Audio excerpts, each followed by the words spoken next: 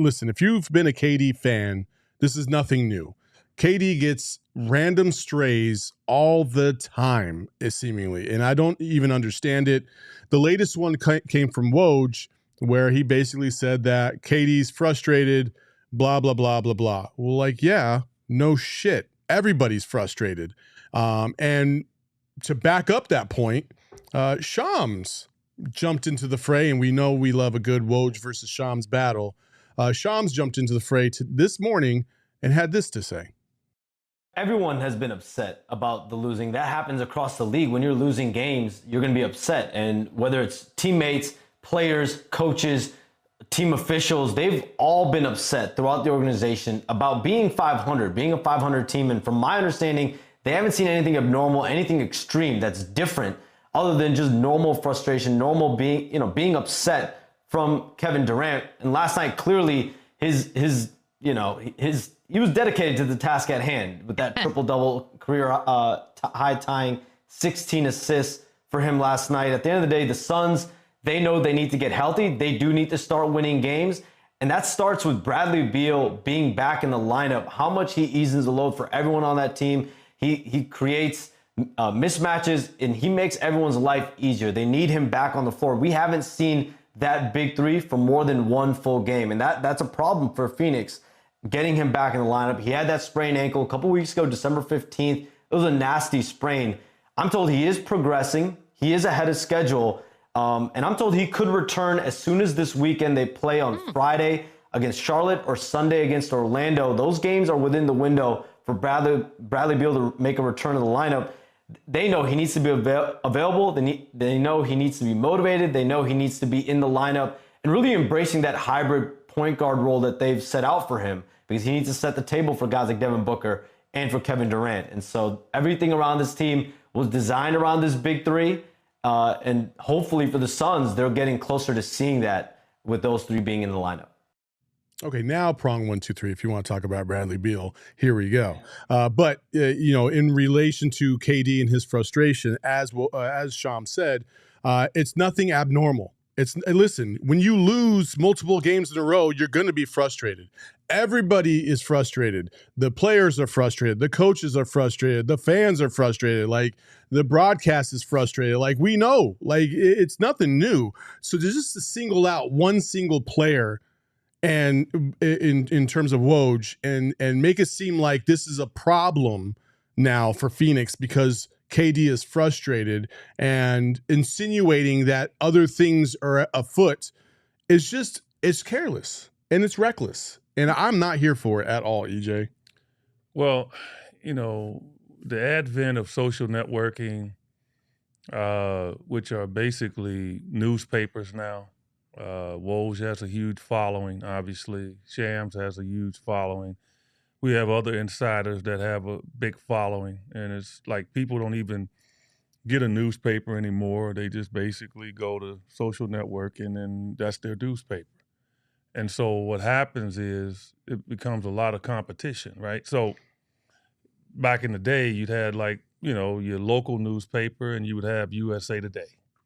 Mm-hmm. That's it. Right? And people would get the paper and they'd read it, and that would be it. And so it was a limitation on how many people could be out there actually working. Now with the advent of, like I said, podcasts and different things, it's a lot of competition.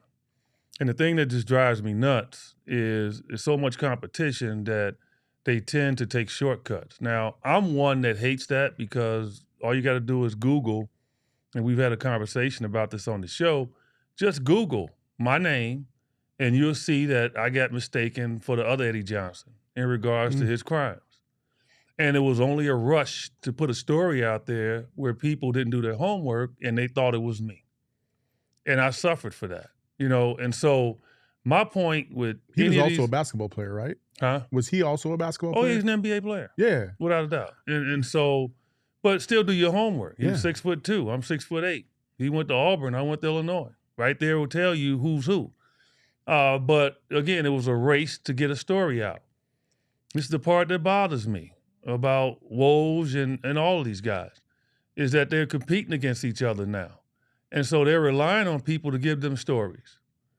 And when I first heard that, when he said that on, I think it was a pregame show, ESPN, I was like, what? Like, man, can't nobody have a bad day, dude? Like, now you, just because of that game, right? The combination of Luka kicking our butt, the combination of maybe KD not having a good game, maybe he tried something that he tried again last night that worked, but it didn't work in that game. He flustered with that. Probably upset at a teammate that maybe didn't remember to play, or whatever it is, Woj. And I heard Woj, the one thing I heard about Woj, he is very aggressive with coworkers. Like, in regards to making his point across. Okay. And get what he wants. Yeah, I said it because I heard it. I don't know if it's true, but since you're saying stuff that's not true, I'm going to say stuff that maybe is not true. How about that? I mean, come on, man. Like, to go public with that after really on a short notice like that, not understanding what's going on with this team, and I'm going to protect my team, Woj, okay?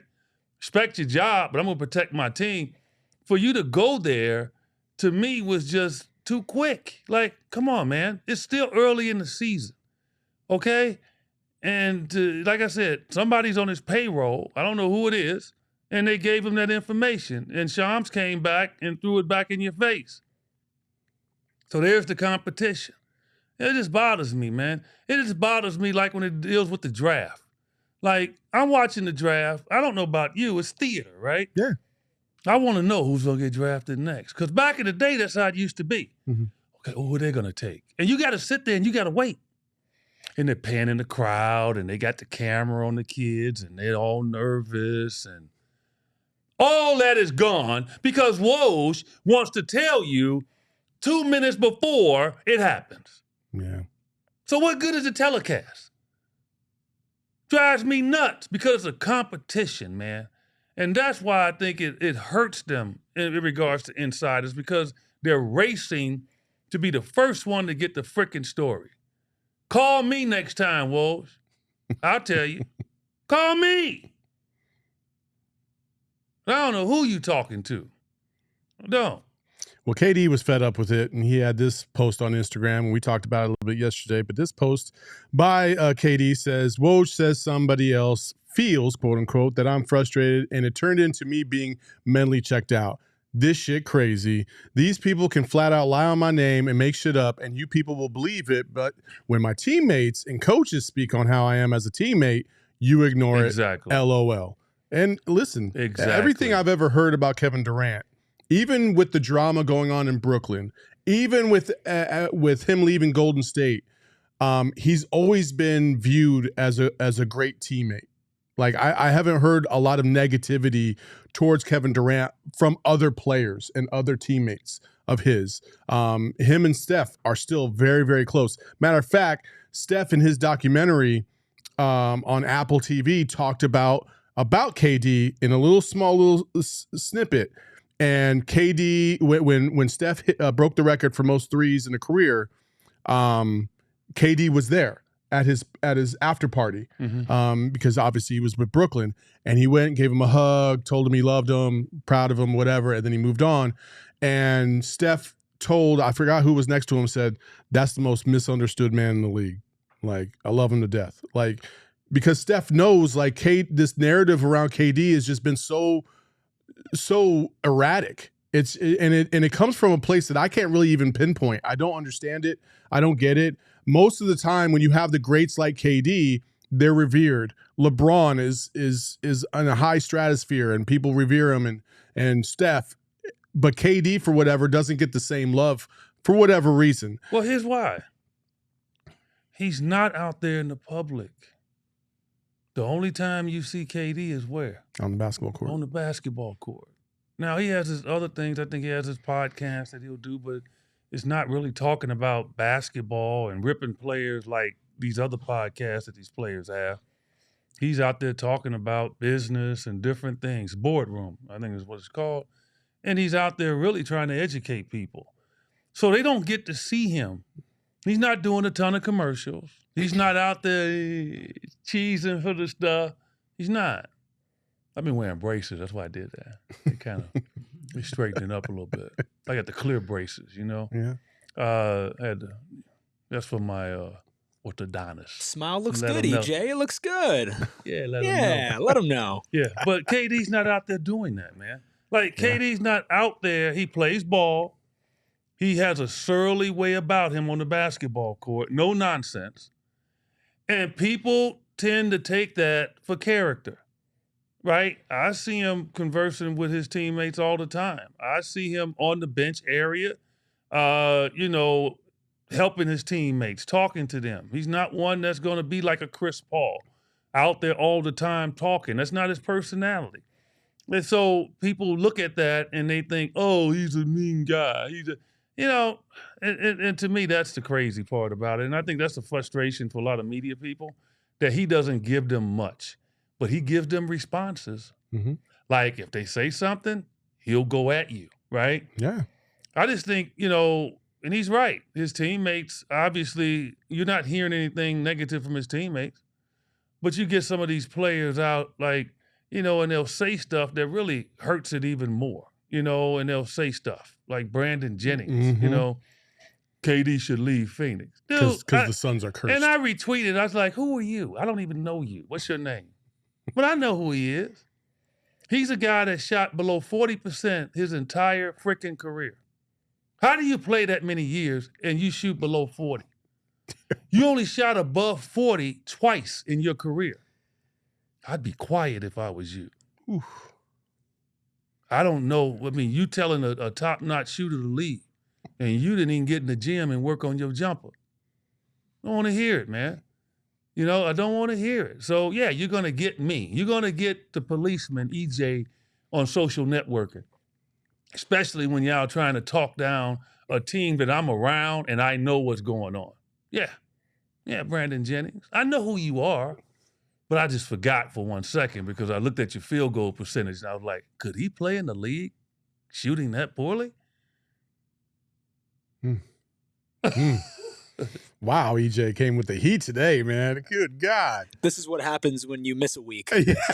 Maybe I should miss weeks more often. My goodness. Hey, listen, man, the only beef I have with Brandon Jennings is the fact that he committed to my U of A Wildcats and then he didn't show up. He decided to go overseas. Good thing. There's been a lot of damn bricks. A lot of damn bricks in that arena. Oh, He my built goodness. y'all a new arena. Wow. Okay.